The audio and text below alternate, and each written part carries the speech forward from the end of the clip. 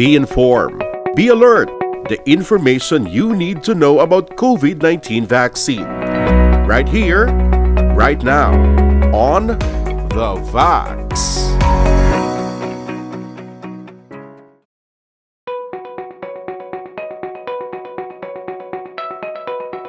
Naka-decide kita no aside sa aton nga personal conviction nagsunod sa panawagan sa aton pinalangga nga Mayor Jerry Treñas nga kinahanglanon gid no nga magpabakuna kita.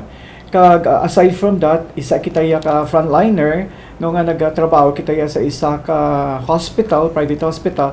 So ginasubmit namon kaugalingon nga magpabakuna ka para nga maproteksyonan namon kaugalingon at the same time ang aton nga mga pumuluyo nga ara sa aton palibot. Ang hatag sa aton amo ini ang Sinovac no kay ti ang isa ka private hospital may ara sang allocation no coming from our Department of Health amo ini ang Sinovac. So wala man kita problema sang Sinovac nga vaccine. Well, at first no medyo may ara kita sang pangduha-duha kay it's because nga wala pa kita nakibalo sang matuliid no nga impormasyon regarding sa pagbakuna, ang benefits nga makuha naton at the same time kung ano ka importansya ang bakuna sa aton kaugalingon.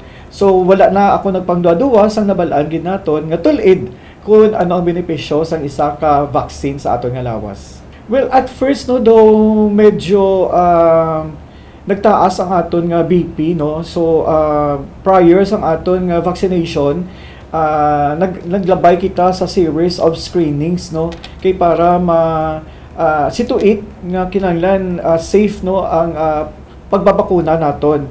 Kag after nga nabakunahan kita, wala man kita sa maiging batsyag, but then again we have to follow medical protocols no sa isa ka hospital nga kinahanglan we have to rest for about 30 minutes kag ang monitoring sa aton nga BP. And then once nga na-stabilize na, that's the time nga gitagaan kita clearance nga pwede na kita makapuli sa aton balay.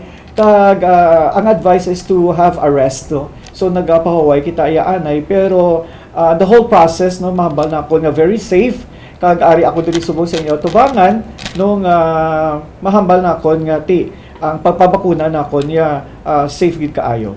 Tama gid ini ka importante sa aton sa subong no despite the fact nga ara pagkita gyapon sa challenges nga naga-spike ang aton nga figures no sa mga COVID positive naton.